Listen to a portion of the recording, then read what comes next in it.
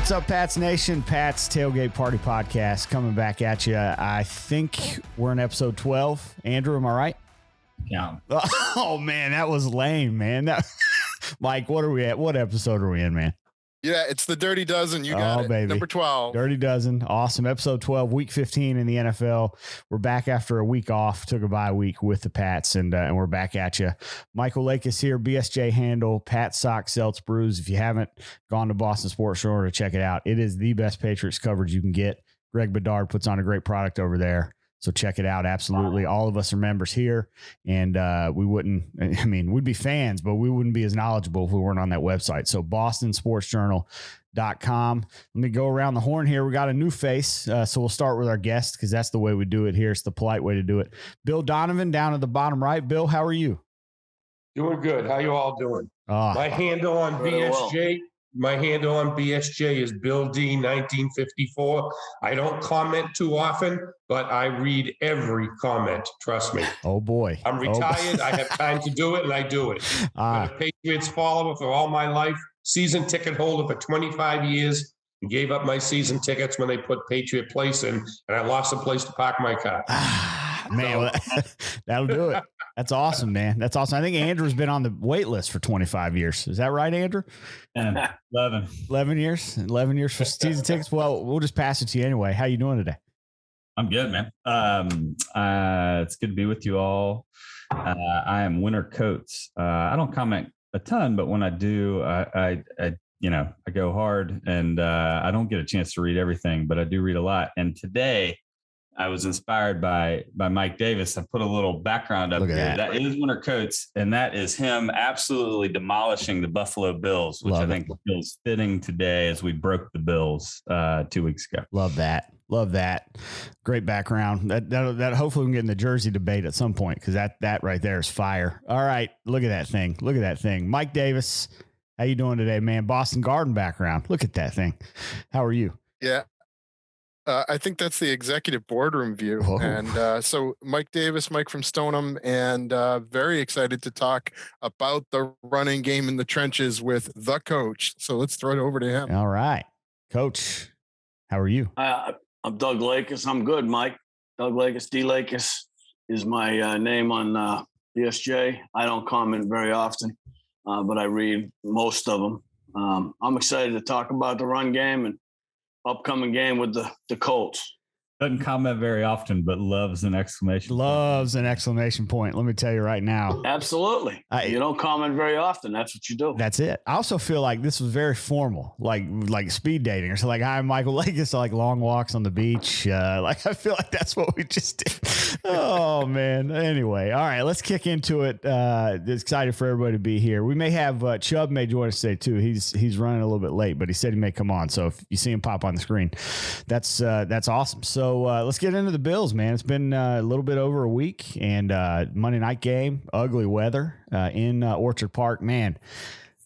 Mike, I'm going to pass it to you because I know you and Coach are real fired up about the running game, and there was a lot of running game to be had. 3 passes thrown total. Pats win 14-10, and I just thought it was awesome. So I'm just going to throw that. I just loved it. I loved every second of that freaking game, except the coaching staff and I don't even blame Harry. I blame the coaching staff for putting N'Keal Harry back in to return a punt in that weather. I don't think anybody should have been back there. Frankly, I don't know why anybody would try to return a punt in that weather. But anyway, other than that, I mean, it should have been a rout. So, Mike, I'm going to kick it to you. I know you have a lot of thoughts on it. So take it away, my man.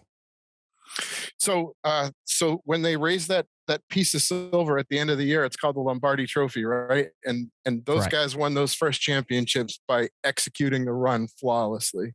So I think that Bill Belichick and company took us all back to school a little bit with how to go execute on the flawless, execution, how to execute those blocking, whether it's the edge or double teaming or just they were just tougher. And ball security. It was really great to see a lot of the things that they worked to build towards just continue to be execute. And there was a lot of commenting. Certainly I think the brothers Peyton and Eli were losing their mind about it. But what we've heard afterwards was there were a number of times where a pass was called and Mac actually audibled back to the run because he saw it was the better play to be playing.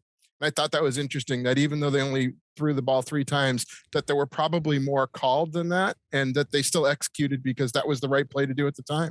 Yeah, it is interesting. It was the big guys in the trenches that got it done, and ball security. Yeah, I agree. Anybody else thought, Dad? Well, let me pass to you, Dad, because you coached offensive line for a long time in high school. And I think, Mike, you asked the question earlier. What is that? I mean, we were texting. Mike said you were in heaven the other night watching that game. Was that true? It's fun to watch. I think when you put a game plan together and it comes, works so well, I think that's awesome. They had an extra offensive lineman in there a bunch of times. They used Harry as another tight end. The Bills didn't adjust. They did late in the second half when they started sending the linebacker Milano, into the gap and blowing it up in the backfield. But for the better part of the game, they were physically manhandled, and I think that was the big, situation. I think Mac bought into the game plan. As you said, Mike, he had a couple of pass plays called. He knew what was better. He was very patient, which I'm not sure a lot of quarterbacks in the NFL would have been. But they executed, brilliantly, and came away with a huge win. Now, had they gotten beaten, I think Belichick would have had some explaining to do, I think, at the end. Oh, yeah. and it came down to the end of the game. They made a couple of big red zone stops. So, the run game was fantastic. Belichick knew during the week what the weather was going to be like, and planned accordingly. And it all came to fruition and looked good in the end. Yeah, I agree. I haven't seen Belichick that happy after a game in a long time. I think he really wanted to stick it to McDermott, which don't we all? Especially, that cat, man. I mean, get out of here. Don't give Bill don't give enough credit. You say anything about Brady last week? Don't give Brady all the credit because he threw a 65-yard touchdown to beat you and put you down two games in a row. I don't know. That guy he's a punk, man. He drives me crazy. Andrew, your thoughts? Yeah, or Bill, either one. I don't have any tape analysis. We'll leave that to Mike and Coach because I know they're the experts on that. As a fan, from the fan perspective, 2 things this week that made me laugh. Because it's great to be back in just being like the Bills' nightmare. Oh yeah, and Bills fans' nightmare. The 2 tweets. The first was Will Brinson over at CBS on Sunday during the game said Tracy Wilson just reported that Sean McDermott was struggling with words and real emotional trying to explain what happened to the Bills in the first half.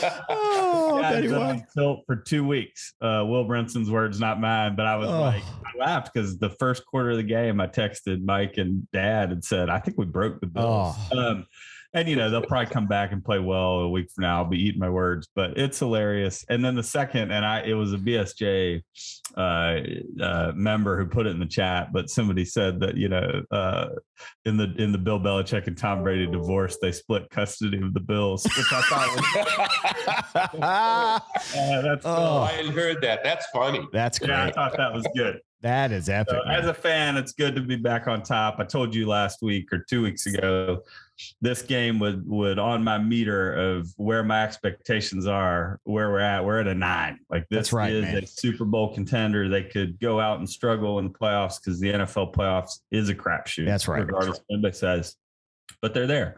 I mean, to execute a game plan like that to almost perfection, other than the Harry fumble, shows that, what I think it tells us and what I'm excited about as a fan is that when Bill Belichick is on and he's got a team who can execute his strategy, they're the hardest team in NFL history to beat, and he's got a team that can do that. Man, that's well said. That's well said, and I think you're right. I think you're exactly right. I also enjoyed the press conference at the end with Hyde and Poyer. Like, fellas, like you just got run over and the guy asks you a question, you're going to be all sensitive about it. How about just get better on defense and adjust and just pipe down? I mean, just get out of here. Bill, what'd you think, man?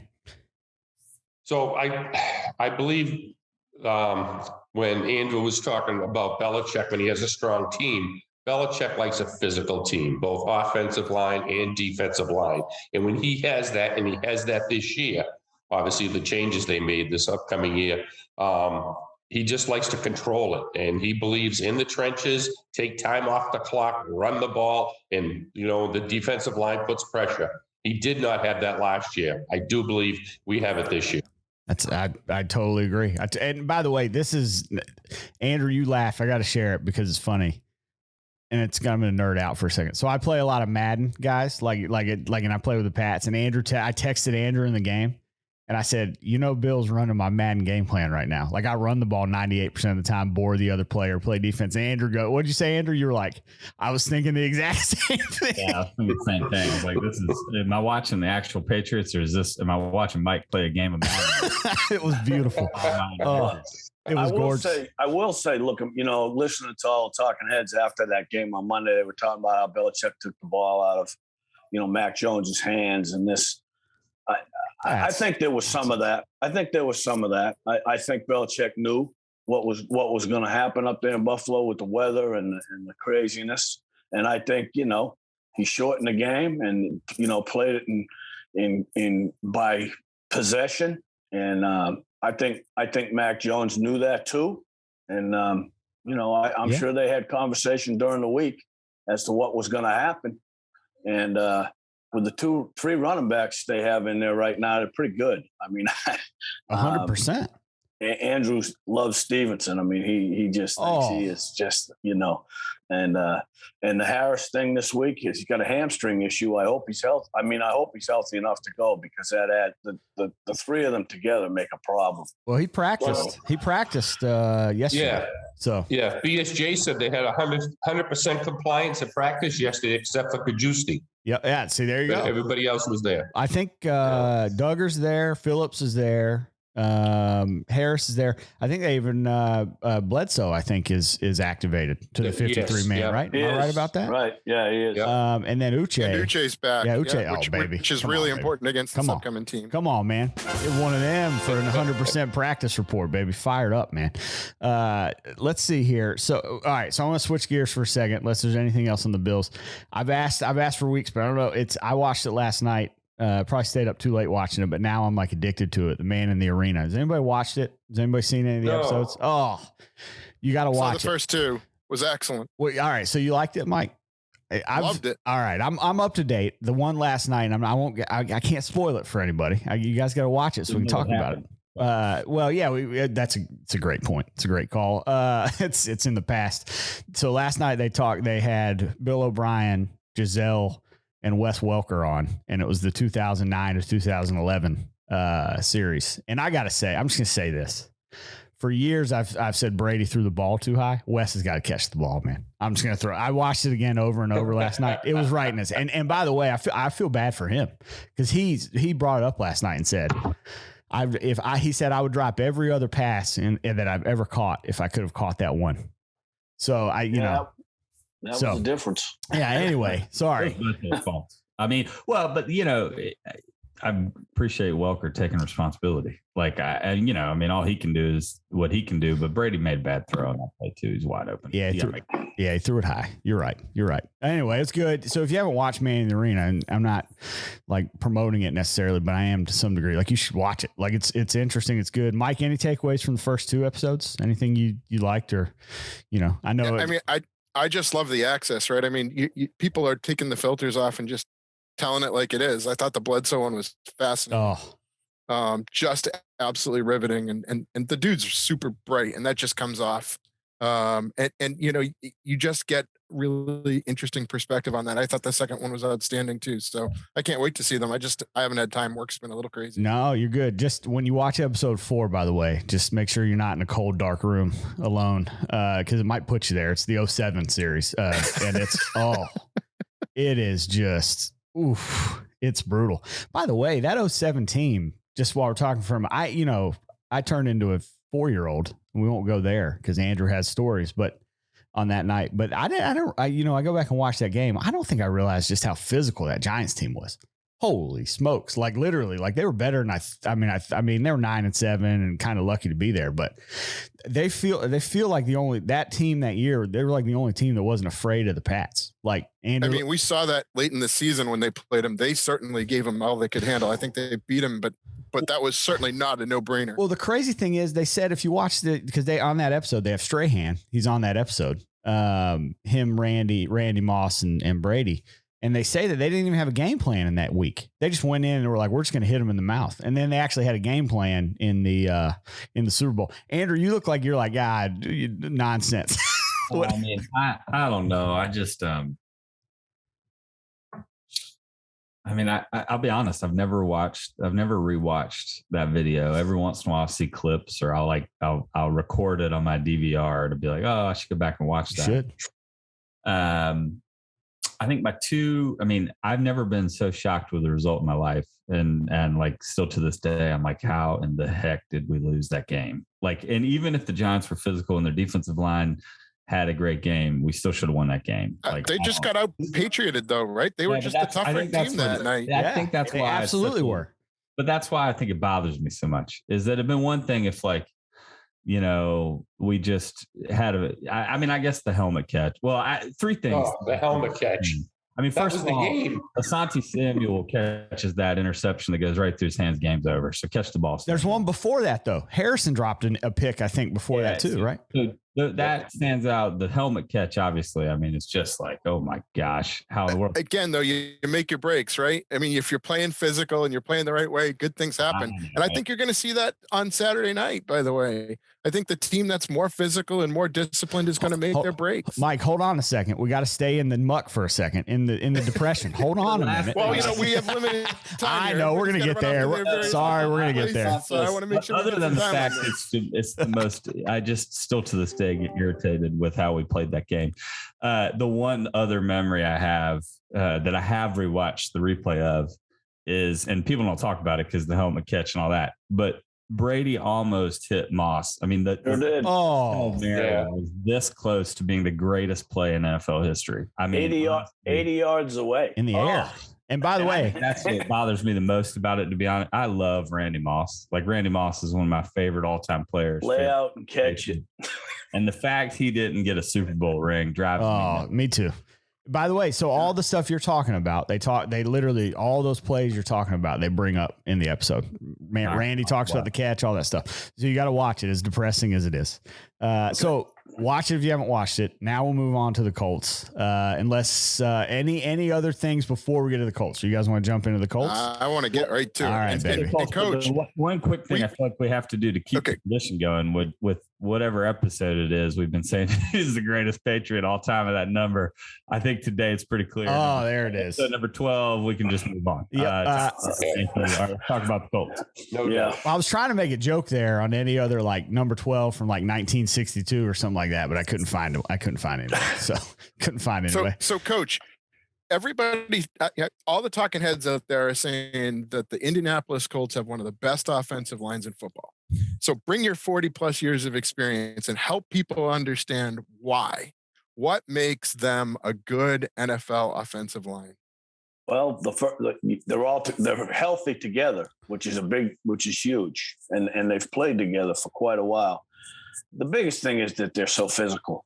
I mean, if you watch any of the highlights, and I brought up Nelson before. I mean, he just road grades people, and they play as a group, and they don't need much of a seam for Taylor to get into a seam. And he's good. And I think he leads the league in length of runs. I mean, I think he does over 50 or whatever it is, but he's a physical back too. So, add that, and it's just like Stevenson and Harris, add that to a really strong physical group up front, and you got a problem. And I think the Patriots can handle that.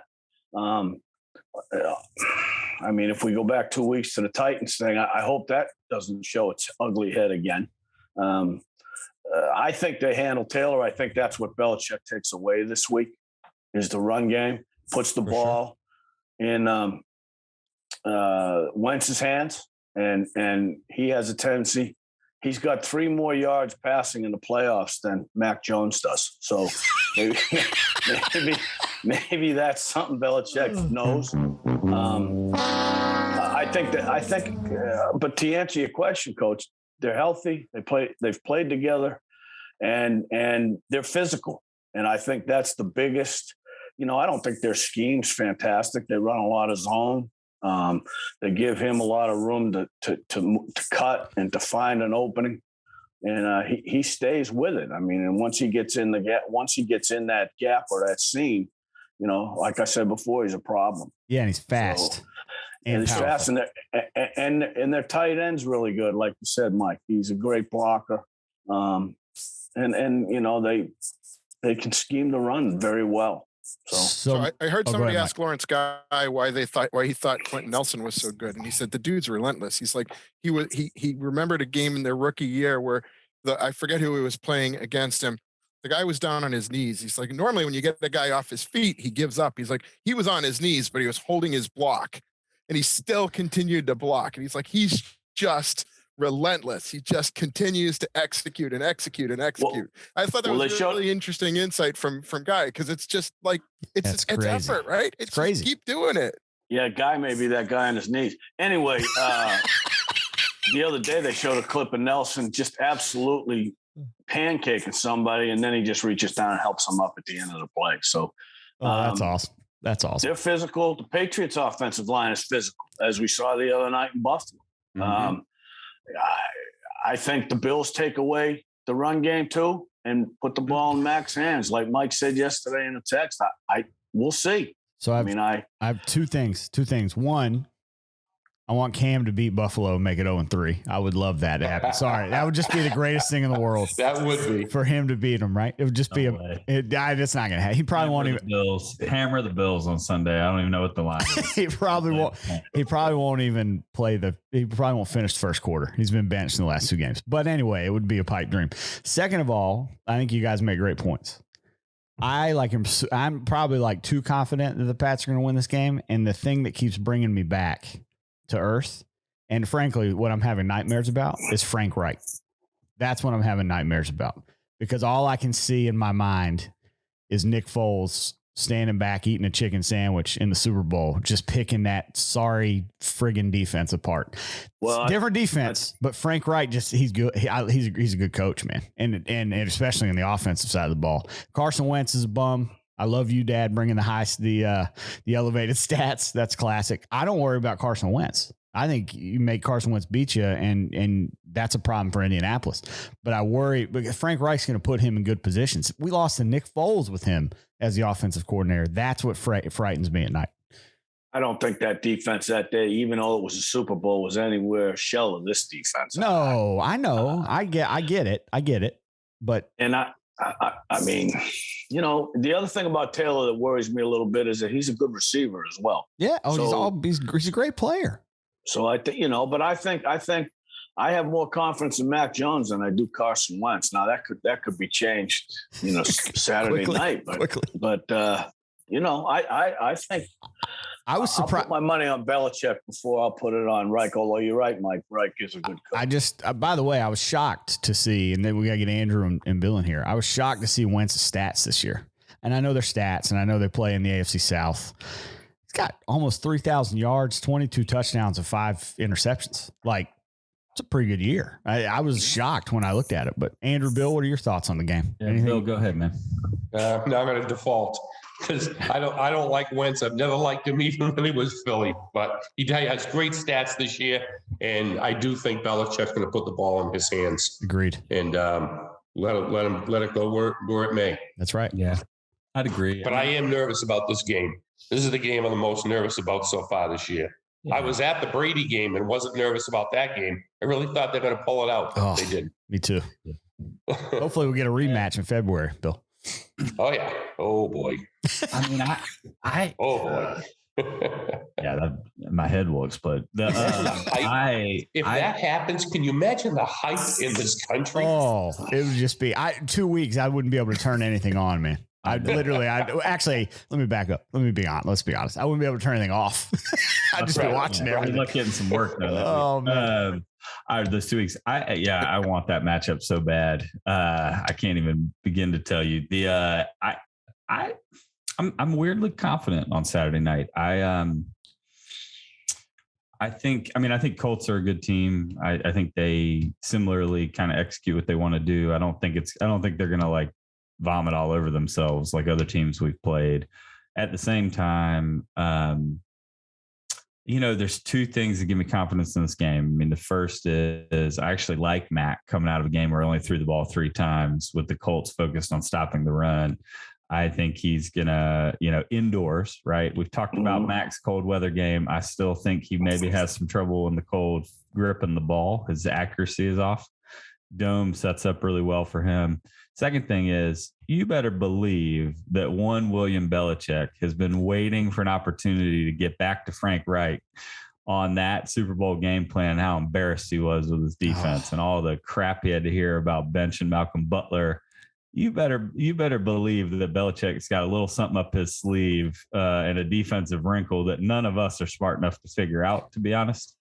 And Andrew, let's not forget that the Colts have been absolutely trashing Josh McDaniels to anybody who will listen. Oh, that's true. Yeah. I forgot about that. Privately, and everything. This is one of those. You don't think Josh is a little motivated to stick it to them too? Yeah, man. It is. I always talk to Dad and Mike about this. Mike and Bill to loop you in.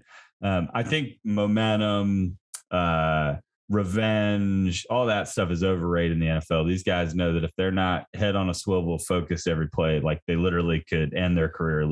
Execution guy, right? But I do think sometimes heightened focus leads to a better game plan and better execution. And to your point, Josh McDaniels has been focused. And by the way, he's had 13 days to focus. Bill Belichick has been focused with 13 days to focus. You better believe Mac Jones is reading all the things people say about how could you only trust your quarterback to throw a ball 3 times? These guys, I mean, I hope they're not. I hope they don't go all Sean McDermott on me and get too amped up. But their focus is going to be in the right place, and I actually think they do everything the Colts do. The Patriots do a little bit better. So I think we should be favored in that game. I'm kind of surprised we're not. I have a lot of confidence. I think we'll be fine. So I just heard Rob Ninkovich, and Ninkovich is predicting a Patriots blowout. Yes. His argument is that pretty simply, that they're a finesse team and that they don't handle getting punched in the mouth very well. And he thinks the Patriots are going to come in and just punch them in the mouth. That's interesting. Play tough on both sides of the ball. That's interesting.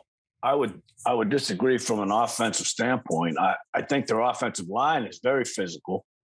I don't know defensively. I haven't followed them very much defensively, but I think that the Patriots defense will definitely be physical. And I think, like Andrew said, they'll have a wrinkle or two to kind of change the landscape of the game. I think this game is more important in the standings and so forth to the Colts than it is the Patriots. So, the Colts may come in with a little extra giddy up. I don't know. That's where I don't buy any of that narrative though, because they all matter to every team wanting to make the playoffs, and yet some teams don't make the playoffs. The thing I'll tell you that I agree with Ninkovich. This is kind of why I have confidence, and I think the thing he might be pointing to, I do think the offensive line's physical. We can agree on that. Is that Carson Wentz has been a front runner his whole career. Anytime that cat has adversity, he folds like a cheap suit. I mean, this was the whole thing with Jalen Hurts, and he didn't want to have to beat him out for the job, and he went to his room and he pouted. The minute Belichick spins the dial on him and they get in his head, he will fall apart. And historically, when he makes a mistake, it's because he's psychologically weak, man. He's weak, right? So we'll see. If you guys get a chance, go back and look at the film of the Bucs game they just played a few weeks ago. The Bucs took away the run and said, "Go ahead, Carson, beat us." And that didn't go so well for him. So I could see. Let's kick it around the horn here a minute with predictions and stuff, because I know we got to get out of here. But I think you sold me, Andrew and Stinko. I think you sold me on what's going to happen. Couldn't you just see them lining up in 5 wide and going hurry up the entire game? But maybe running the ball 3 times, like just taking the game plan and shoving it right back in their face and saying, you want to make us one-dimensional? We'll go one-dimensional. And Mac runs like the Alabama offense or something. Couldn't you see Roll Tide, baby? That's what I said on Monday night. I was so fired up. Couldn't you just see that happening? I mean, am I crazy? Couldn't they just line up and just 5 wide, dink and dunk, 5 5 yards, then throw it deep a couple times. And I would just love that as a fan, by the way. I don't think it'll be 5 wides. I think you have to count on Johnny Smith and Hunter Henry. Oh, no, I think they put them out. Guys. I think they put them out. They still go 5 wide, nobody in the backfield. I know that's a pipe dream. And then you have those two guys in there. By the way, I can't stop looking. Is that Zoe back there behind you, Andrew? You're blocking Ben Coates. Is that Zoe back there? Or is that Brock Heward? Who is that? Or Damon Heward? I think it's. Is it John Freeze? I don't know who was 19. It's 19, isn't it? Well, yeah. I kept thinking it was Damon Heward, but that's too. You guys keep doing the predictions. Dad's got to get to his Bloody Marys and mimosas. Oh, got to have some French toast, brioche buns down there, brioche buns. All right, let's kick it around. Let's predict the game, and then we'll get out of here. I had fun today. All right, so Bill, how about you, man? We'll start with you. All right. We'll go. You go first. Go first. So I'm very nervous about this game, just to let you know. I think it's a high-pressure game. I don't know how Jones is going to handle it, but I'm predicting Patriots by 3. All right. Pats by 3. I like it. All right. We'll pass. Yeah, there you go. I like it. Pats by 3. We'll. But I should have given the line, by the way. Sorry about that, Bill. So we got Indy's favored by 2.5. The total's 45.5. So Indy favored by 2.5. I think that line moved back in Indy's favor, which is kind of weird. A little line movement there. I think it was 2 last I looked, but 2.5. Technically, that means the Pats are favored by 1 because it's an away game. You get 3 points for home. 3 points for home. So they're kind of favored by half. But all right, Dad, we'll pass to you. What do you think? I think the Patriots win by 10, 27-17. All right, 27-17. That's under. And win by 10. I like it. Mike Davis? I definitely think it's under. I think these are two teams that like to turn the ball over on their opponents, especially those punch outs. Yeah. Watch for some turnovers in the red zone on both sides. And I think that's going to turn into, more grind and less scoring. So I think the Patriots are going to find a way to win this game. I won't be surprised if they lose, by the way. I think, Bill, you're right. I think that, that home turf is going to make a difference. But I think the Patriots are going to win, and I think they're going to win this in a close one. All right. Very good. 20, 21, 17, 21, 20 maybe. Oh, man, really close. Andrew, is that Scott Sekules back there? No, I just figured out who it is. So that's why I laughed. It's Tom Tupa, baby. Oh, man. Oh, yeah. So I was going to say, is that Tupa? There is. The Toop back there. I love that. Tom Tupa. Super Bowl contestant 1996. Can you imagine if that dude was playing today? We get Tom Tupa on the podcast. Can somebody track down Tom? Yeah, somebody gets, or Scott Sekules. I'm good either way. Any of these guys. New segment. Dad, you keep scooping me with my scores, so I'm going to change it a little bit just so we're not boring. I was thinking 27-20. I'll go Patriots 30-17. There you go. Oh, 30-17. So you went over. I'm gonna go with you. I'm easily swayed. So I'm gonna go. You and Stinko did it to me. I think they're gonna blow them out. I'm gonna go 42-10. That's what I'm gonna go. Ooh. Absolute butt whooping. 42-10. Hopefully I'm right, and it's we're having fun and rolling tide in the fourth quarter with Mac throwing it all over the place. So I could be crazy, but it's going to be different. 42-10 is where I'm going to go with. So I do think there's good value on the Pats money line, at least according to everybody on this show, because we all just picked them. It'll be interesting to see what Bedard picks as we get into the later into the week. So again, just a couple notes. Go to BostonSportsJournal.com. If you've not gone already, Greg Bedard puts on a great product.